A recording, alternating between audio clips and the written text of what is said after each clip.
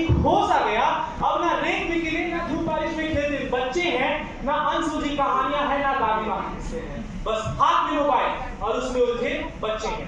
नमस्कार, आदरणीय मंच, माननीय नायकगण और मेरे सम्मानित लोग, आज मैं यहाँ सिर्फ तर्क रखने नहीं, वास्तविकता का आईना दिखाना आया हूँ।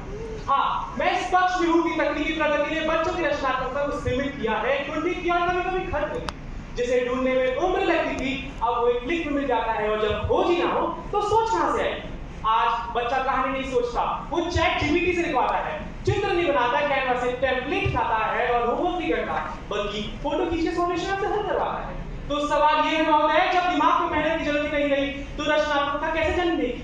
कहते हैं तकनीक ने दी सुविधा पर छीनी जिज्ञासा, तकनीक ने दी सुविधा पर छीनी जिज्ञासा, बटन दबा के मिल गया सब पर खत्म हुई विलासा। महोदय, मैं सिर्फ भावनाओं से नहीं तथ्यों से बात कर रहा हूँ। 2021 में फेसबुक की ली हुई रिपोर्ट्स कहती हैं कि इंस्टाग्राम 40% किशोर लड़कियों में आत्मसंदेह पैदा कर रही है। और महोदय मेरी बात मानिए, जब आत्म अभिव्यक्ति की जगह आत्मसंदेह ले ले तो वहां कला नहीं, केवल तुलना बचती है, और तुलना से रचनात्मकता नहीं, केवल कुंठाई पैदा होती है। यूनिवर्सिटी ऑफ टोरंटो के अध्ययन में सामने आया है कि जो छात्र लगातार एआई टूल्स पर निर्भर है, उनकी मौलिक सोच में 37% की गिरावट आई है। यानी मशीन उन्हें उत्तर दे रही है और उनका दिमाग सवाल पूछना तक भूल गया है।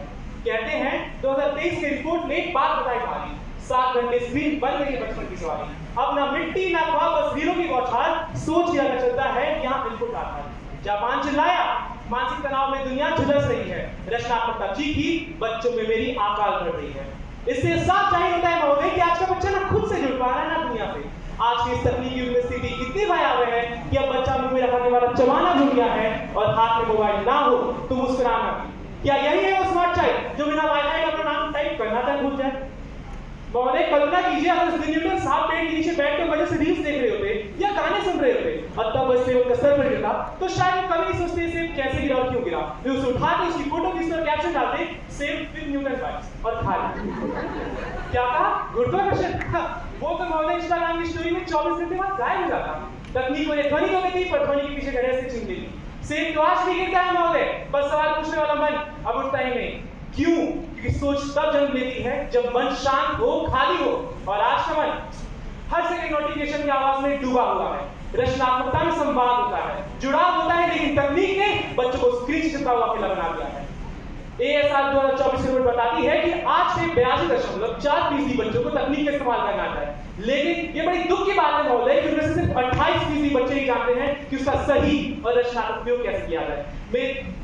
तो साथियों, आप ही खोलिए, तकनीक को बूझिए नहीं समझिए। याद रखिए, तकनीक तो हाथ में पकड़े उस औजार की तरह है, लेकिन उस औजार से क्या बनाया जाए ये सोच हमारी रचनात्मकता देती है। अगर रचनात्मकता ना हो तो तकनीक केवल बटन दबाने से बंद कर ही जाती है।